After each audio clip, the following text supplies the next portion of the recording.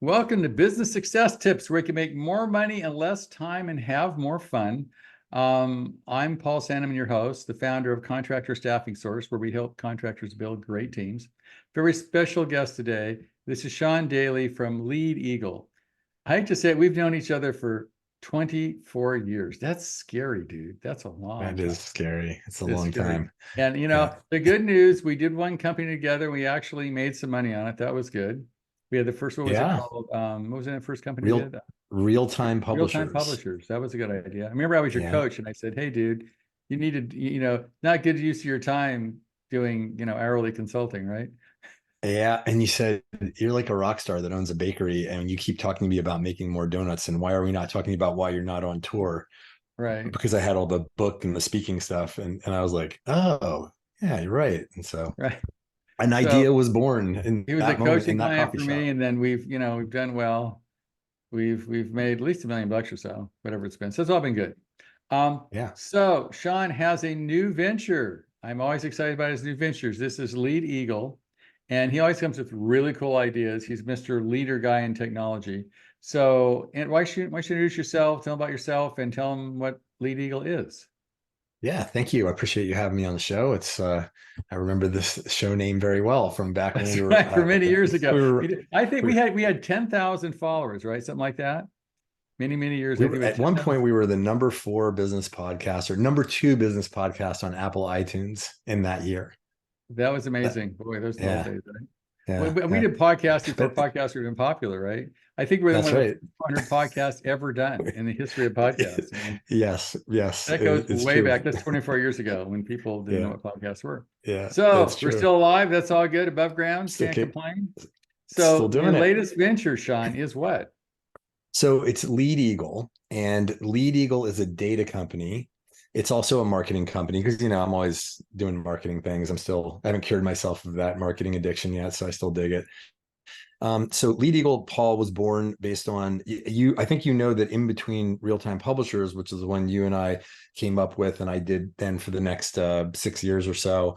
I then went into full blown agency work, right? So I was doing agency work, and I had social media ninjas and dental marketing ninjas. I just sold them 2.5 years ago, but in 2017. I met a guy. Well, I shouldn't say I met a guy. He was a mentor of mine in the marketing business, and he said, I know this data that can resolve visitors on your website, or it can actually show you who's visiting on your website in real time. And it can also show you, have data that can show you people who are currently in the market searching for products and services based on keywords on Google recently. I was like, wow, that's really cool. I'm kind of doing this agency thing, so can't really do anything with that right now, but I'm gonna think about it. And then a couple years later, well, actually in 2021, 4 years later, right as I was about to sell my business, Apple came out with this privacy protection thing called iOS 14.5. So on all of our phones, I don't have my phone on me right now, on all of our phones and devices, Apple made us anonymous. And why that was bad for advertisers is that Facebook went into the toilet, and Facebook advertisers, there was this collective groan heard across the world from Facebook advertisers because Facebook is reliant on knowing who's on your website to find you more people to market to. So it's a data loop, right? Facebook puts Right. a pixel on your site. You probably have heard this before, and then it feeds back to Facebook, and they say, "Hey," and we used to just really shoot fish in a barrel with Facebook. A lot of us, Well, it right? We used were to be they doing could really tell you, well. where it was from, who it was from, when it was from. I mean, the Facebook data used to Yeah, be amazing and very like geo targeted and all that kind of stuff. And then when they yeah. passed the law, not so much Uh, anymore. and that's exactly what happened. So it was a 1-2 punch. The first punch was Cambridge Analytica during the elections. And what happened at that point was they got dragged before Congress, Mark Zuckerberg, and they got more than their hand slapped in front of the world.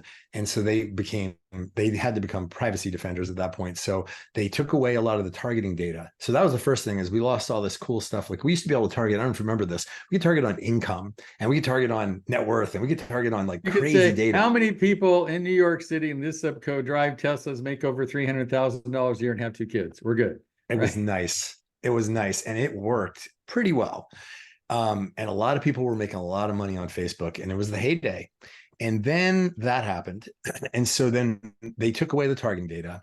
And then the second thing that happened was Apple then directly went after Facebook, Meta, I should call them, because it's both, that's their name now.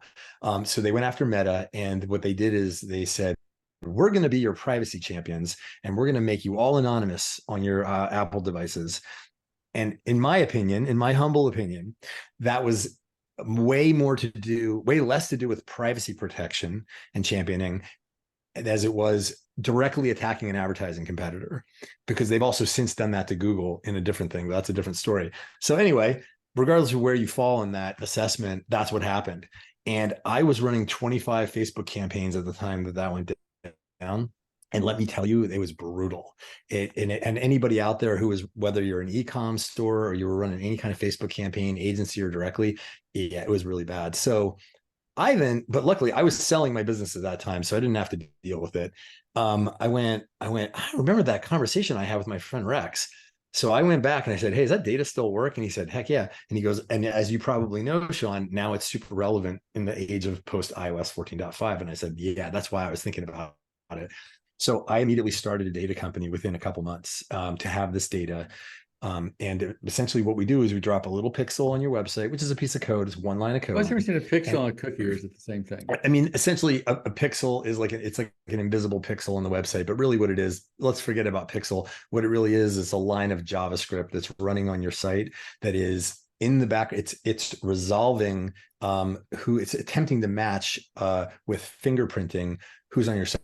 So there's certain fingerprints that every visitor leaves. And without getting into the detail of that, it's not just like IP address. It gets more complicated than that. But there's fingerprinting that occurs where that person can then be identified against a master database that's maintained.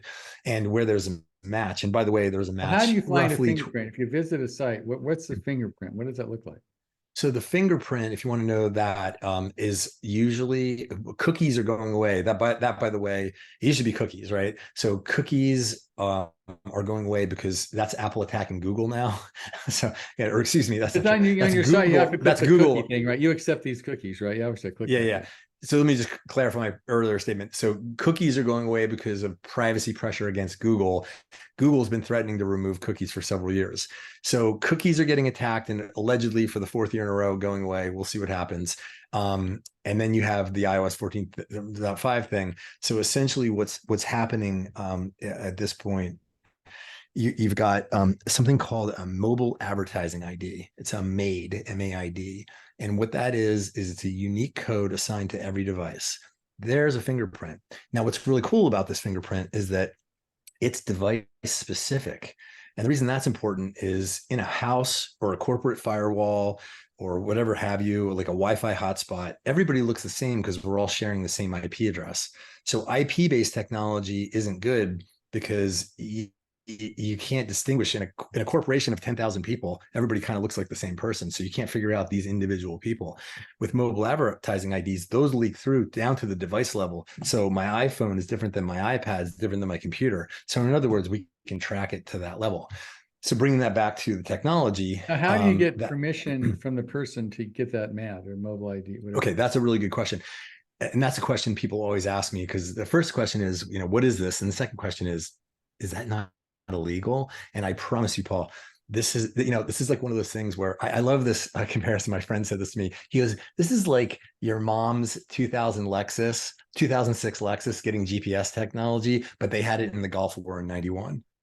Right. It just arrived a lot later. It's the exact same thing. The big guys, like the Targets and the Walmarts of the world, they were using this like 11 to 15 years ago. So it's been around. It's just trickled down to the little guy. It's first party data. So what that means is there's first, second, and third party data. First party data is what you need to have these days. It means you own the data. You have collected the data. It doesn't matter how. So your own email list is first party data. You've collected it. You have it. It's your own database. Your customer list would be first party data. These days, to play ball with the ad platforms, you have to give so that they can work, you have to give them first party data. Well, guess what? That's what we are. To answer your question, which is a good one, is it's 2 sentences on your website. The GDPR or cookie acceptance notice that everybody has, like accept our at the bottom of literally every website, including yours, including mine. you have two sentences in there that just say, we may match on the following fields and collect the following data. That's it. And that's all you need. And it's time proven, legally proven to be, so there's no risk in this at all. And again, it's been done for a very long time. And it's very widespread. So you have to hit the I accept cookies thing for this to work, right? On a website.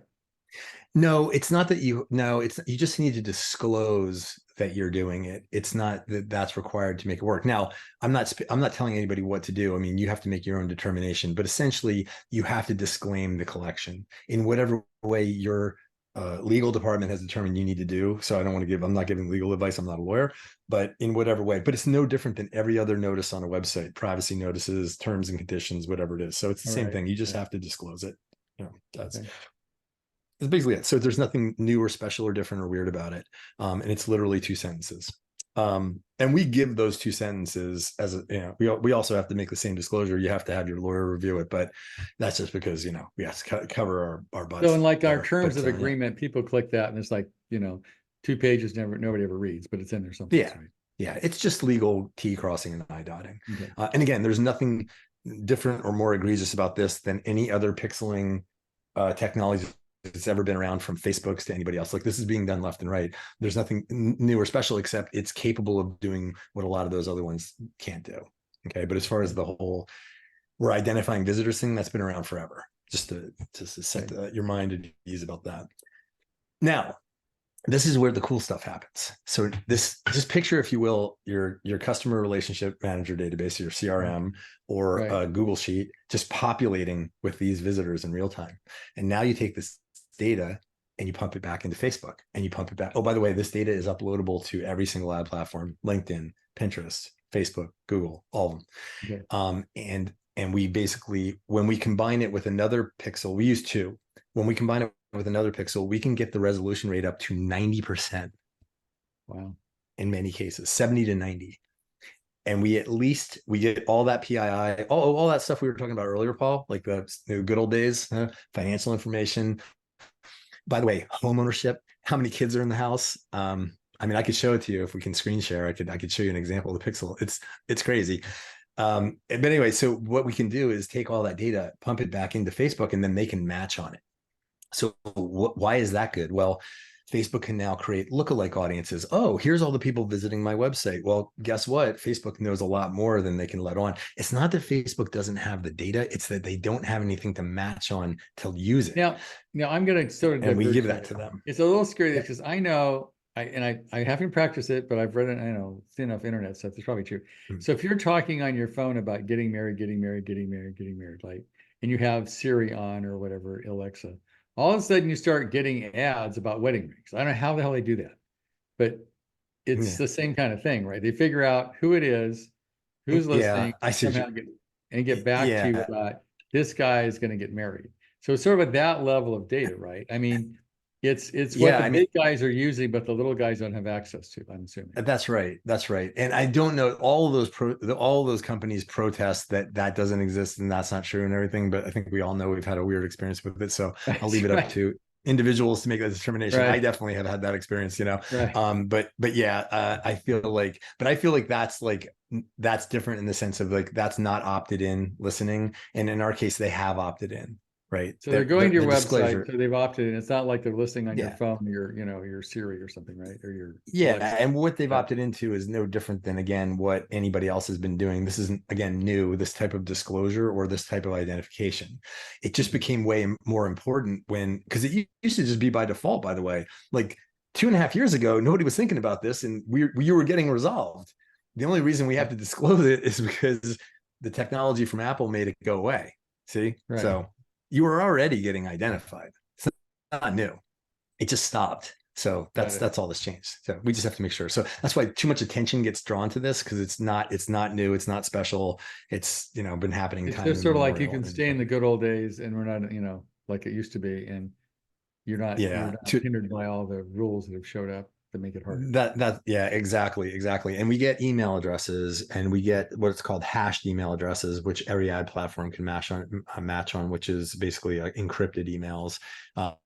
we get addresses, we get business emails, sometimes we get as many as like 10 to 15 emails for one person, because it'll have a fingerprint, and then it'll have it's almost like known aliases for a person. It has all the email addresses. So lots to match on. Now, let me tell you the first story. I did this, I got the data, and then it was like, let's use it. Like, what happens with it? Because I was like a kid in a candy store. I was like, oh, what do we do now? Or a kid at Christmas, really. And so what happened was, we had a auto parts guy, that e-com store, and he had a $550 average order value, AOV. And he said, Facebook and Google don't work anymore, and I'm not going to advertise on there. And I talked to this guy, and I said, you should maybe give it a chance with this data, because maybe you had a bad agency, but you should try our data. And he's like, okay, I'll do it for a month and I'll try it out. And I'm like, okay, but I really just wanted to test the data. So we actually did the advertising for him, to make sure it got used right. And we did it. He went from negative ROAS, which is return on ad spend. He was losing money on both campaigns. He only ever made any money at Black Friday, which was barely any. We turned him back on. We fed the data into Google. We got a 15x ROAS in 40 days on Google, 28.5x ROAS on Meta, to almost 30x. That's amazing. Hand to God. Yeah. That's amazing. And I was like, oh, now I'm not saying those results are typical, but we have seen that happen as a high watermark. We've seen crazy things. But even if it does 5 to 7, where somebody's maybe getting 2.5 ROAS, so that's ROI. It's really good. Now the question is, we have a lot of contractors here, all right? And they, marketing is like, maybe yes, maybe no. And I've got a lot of now service people. They're like HVAC companies, that kind of thing. And they're using pay-per-click, and they're using Facebook ads, and they're using like trying to get on Google rated on sponsored and all that kind of stuff, right? So this works. Do they give this to their agency, or how do they do it themselves? Well, what's the implementation process?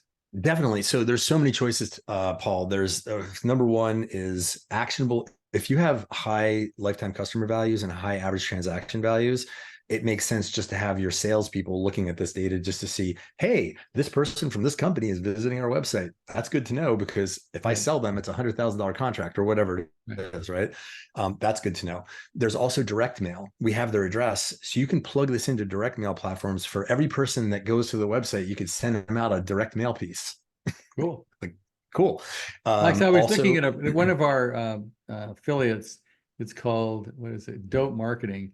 And they can actually send an email, actual postcard to somebody for $1 a piece, which I thought was amazing. All in. Yeah.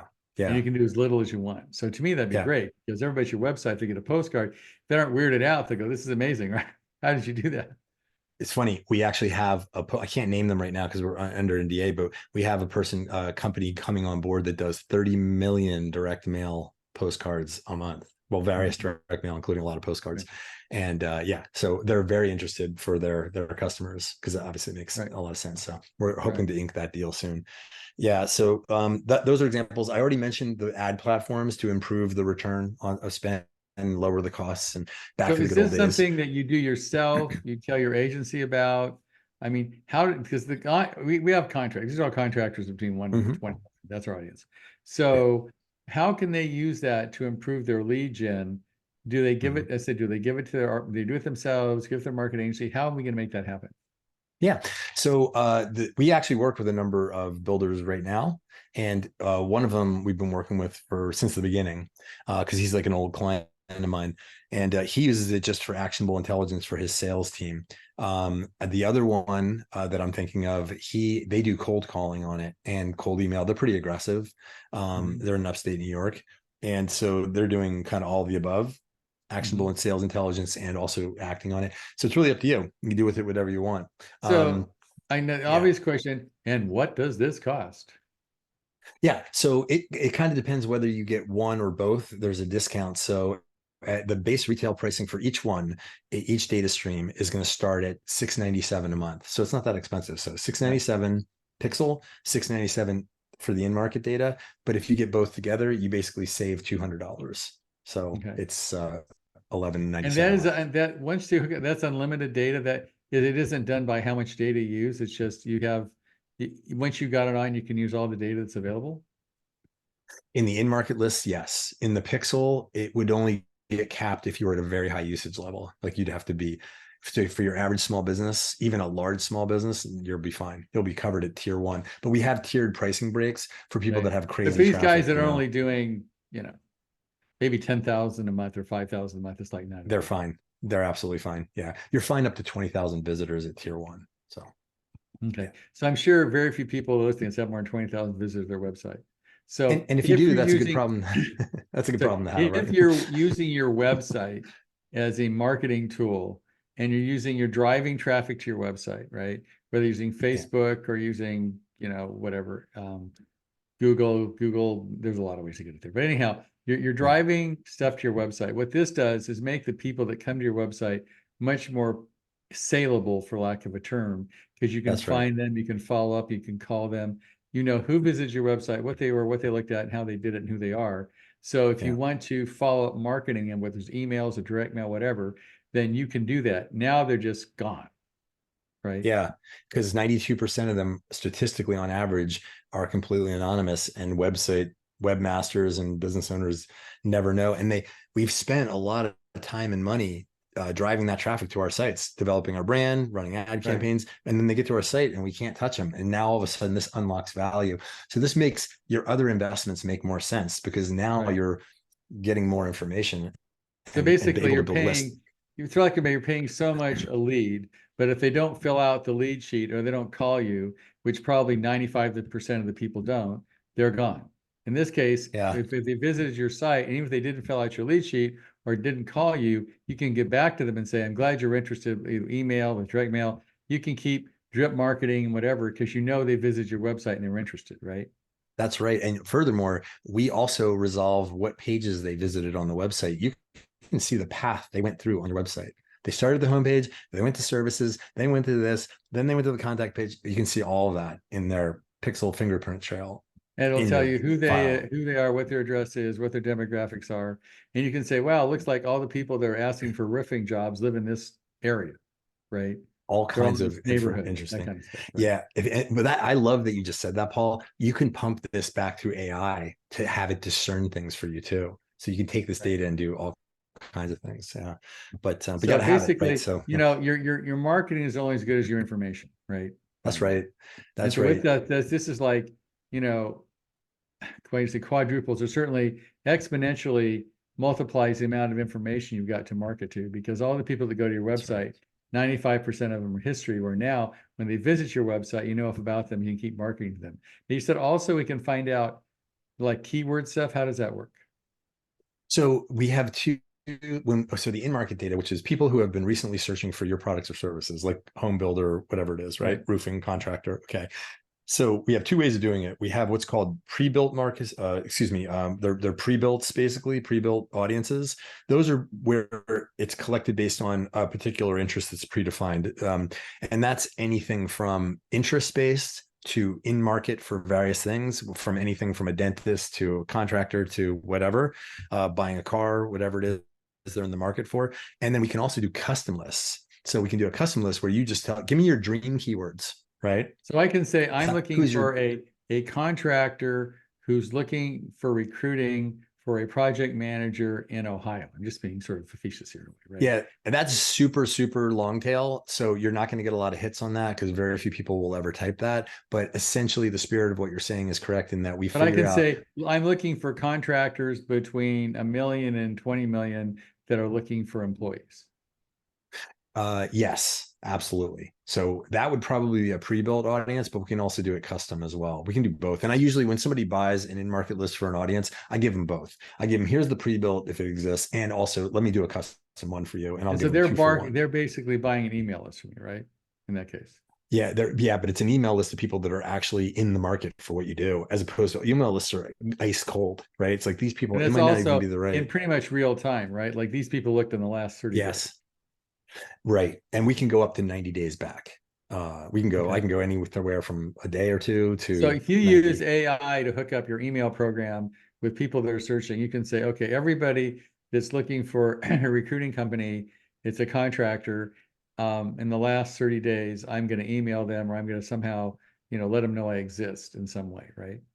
Yes. Yeah, exactly. And again, there's so much you can do, but at the very very least, you're able to have this data in a Google sheet and or Right. your customer, and we can You tag can it put like a custom so it, CSV file, right? So I can dump that into whatever Mhm. I'm, Yeah. emailing with, like in a, It- Go High Level or HubSpot or somebody, and say, okay, yeah, I'm going to drip campaign these 500 people or 1,000 people or 10,000 people, right?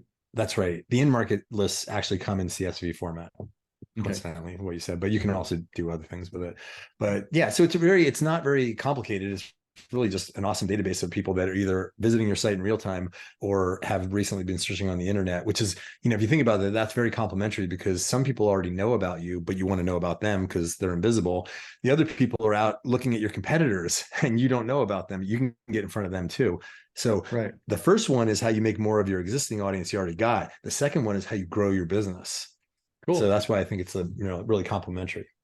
So if somebody wants to get a hold of, leadeagle.io or you, how would they get in touch with you? Yeah, that's the best. Just go to leadeagle.io or you can email me directly. I'm always happy. I'll answer any question. I'm very active in email. Still, it's still the way. Sean, SEAN at leadeagle.io. Don't make the mistake of putting .com. Some people do that and it's .io. Yeah. Okay, cool. All right. Well, Sean, thank you very much. I appreciate it. Now, guys, if you're girls, if you're listening to this and you're not getting the results you want from your marketing because 95% of it's sort of going away because you don't know who actually visits your website, I think this is a really good tool. And if you don't use it, if you're marketing, you should certainly introduce it to your marketing company because I think they probably don't even know this exists. So thanks, Sean. I appreciate the information. Hey, Paul, I had one other thing, if you don't mind. I totally forgot. I just Okay. published a book on first party data and the use of it and this whole thing. And it's short and concise and it's currently totally free on the Okay. website. So if they go to leadeagle.io/ebook, they can register and get a PDF copy of the book that explains this whole thing and breaks it down. So yeah, That sounds great. Well, I would definitely go on his website and check that out. cool. Thank you so much for having me. I appreciate it. Good to see you again. Old I appreciate friend. it, Sean. It's like old times, right? It's all good. Yeah. Good to see you.